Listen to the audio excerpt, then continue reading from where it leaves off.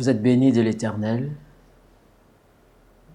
vous qui ce matin vous connectez à cette chaîne de méditation et d'édification.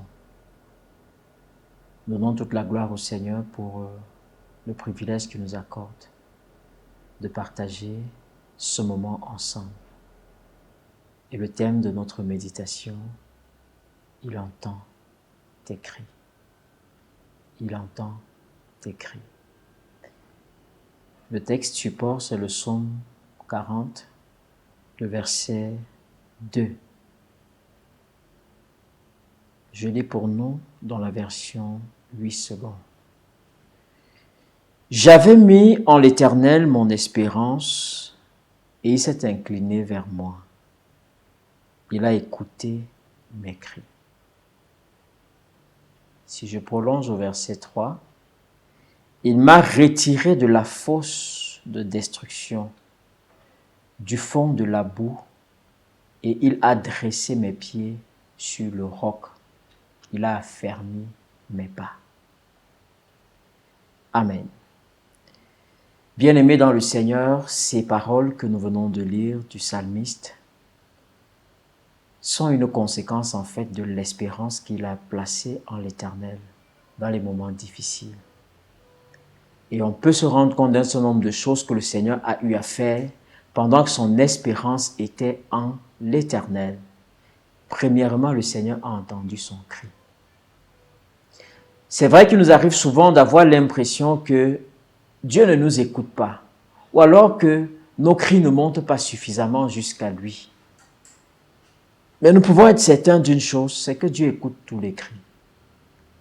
Même s'il ne répond pas forcément à tous les cris, il écoute tous les cris.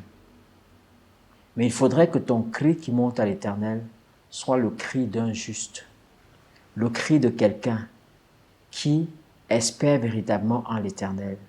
Et l'Éternel agira. Pour le cas de David, l'Éternel est intervenu et là, lui a accordé la délivrance de la fosse de la destruction.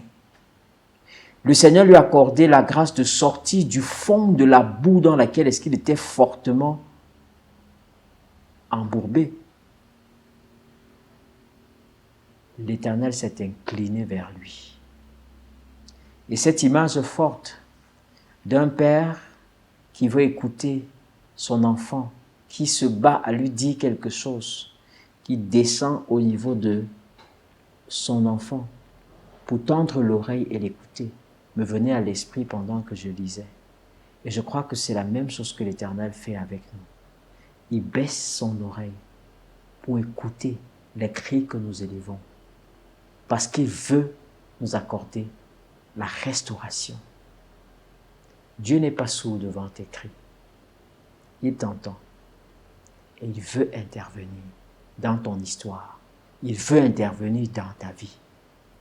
C'est un Dieu qui est amour, c'est un Dieu qui est bon.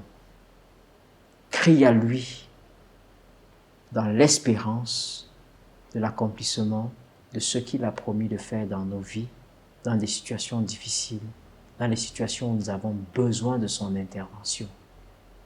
Fais confiance au Seigneur qui entend tes cris ce matin. Sois abondamment béni. Prions le Seigneur. Seigneur notre Dieu et notre Roi, c'est pour nous une assurance de savoir que tu nous écoutes. Et quand nous crions à toi, Père éternel, tu nous entends. De même, Seigneur, que tu es intervenu quand David a crié à toi pour implorer ton secours, ton intervention, pour le sortir des difficultés dans lesquelles est-ce qu'il était. Seigneur, tu nous écoutes aussi aujourd'hui. Tu connais la difficulté de mon frère, la difficulté de ma sœur, qui partage ce moment avec moi en ce moment. Je prie au nom de Jésus que maintenant, Père éternel, ta faveur le localise et que ce matin, il reçoive l'assurance de ce que tu l'as exaucé et de ce que ces cris sont montés jusqu'à toi. Père, je prie afin que pour ces personnes qui sont connectées à ce moment de méditation et de prière, Tu leur accordes la grâce, Père éternel, de voir les situations qui étaient pendantes devant, Seigneur, ton instance, Père éternel, être réglées définitivement. Au nom de Jésus, manifeste ta grâce et glorifie davantage ton nom.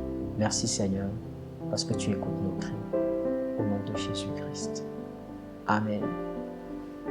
Sois béni et que le Seigneur t'accorde de passer une excellente journée dans la confiance, dans l'assurance que le Seigneur écoute tes cris.